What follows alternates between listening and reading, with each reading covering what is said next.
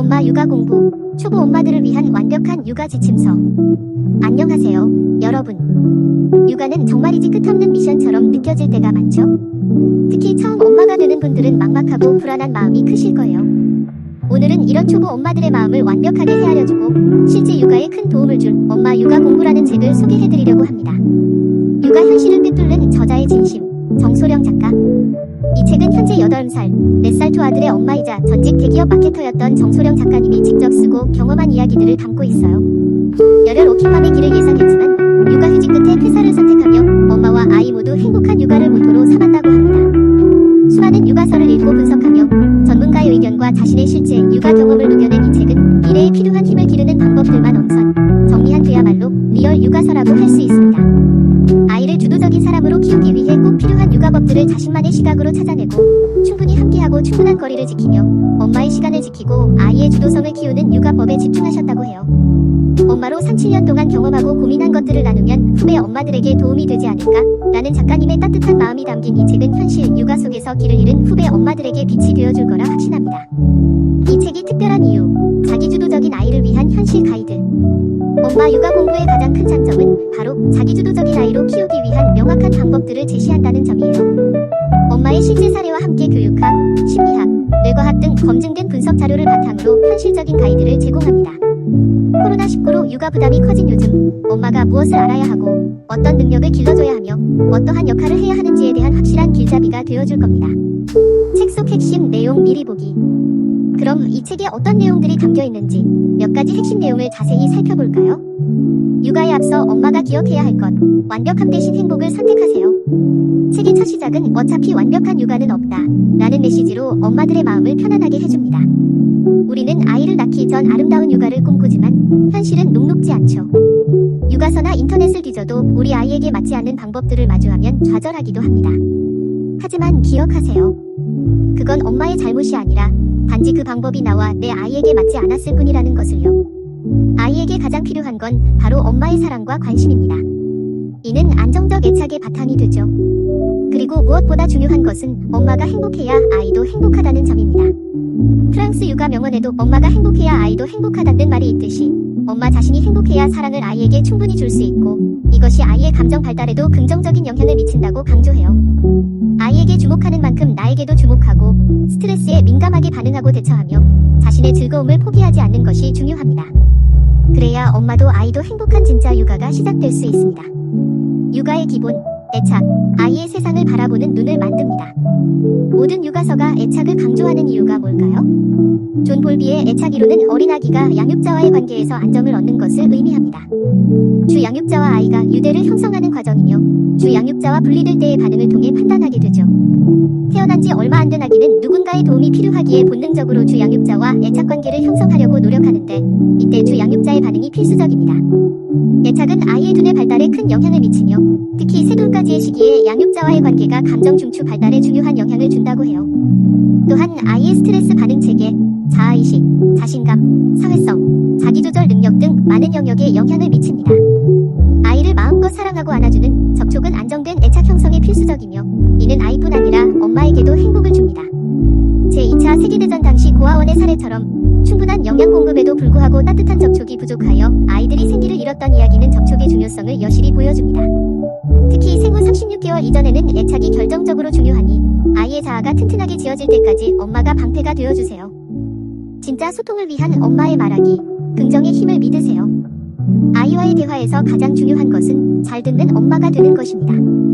아이의 말을 중간에 끊지 않고 집중해서 듣고 그 말에 담긴 아이의 감정에도 귀를 기울여주세요.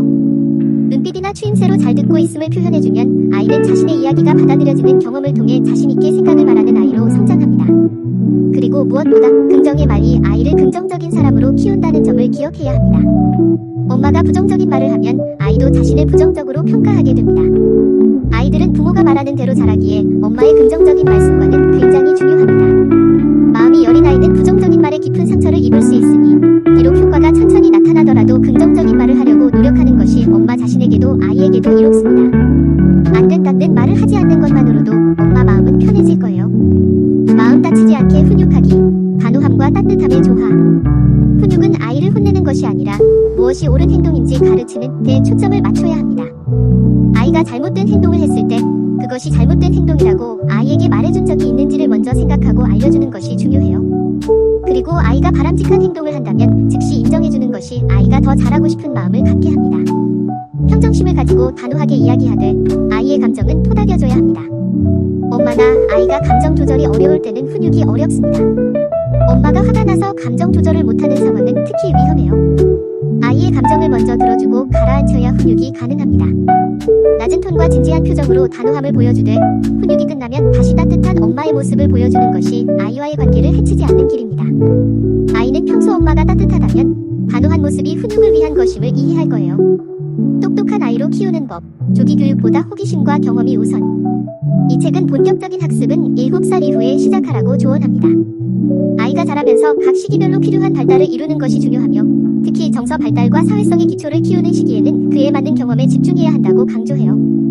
미국에서 시행된 조기교육 프로젝트 결과 너무 이른 문자교육이 아이의 인성 발달을 방해하고 지적 능력까지 낮췄다는 사례는 조기교육에 대한 우리의 인식을 다시 한번 생각하게 합니다. 지금 우리 아이들에게 가장 중요한 것은 앞서가기 위한 조기교육이 아니라 아낌없는 예정임을 기억해야 합니다. 대신 아이의 호기심을 충분히 키워주는 것이 뇌 발달에 중요한 역할을 합니다. 아이들은 사소한 것에도 무한한 호기심을 보이는데 이때 엄마가 아이의 호기심에 함께 관심을 가져주고 다양한 경험을 제공하면 아이의 뇌는 더욱 발달합니다.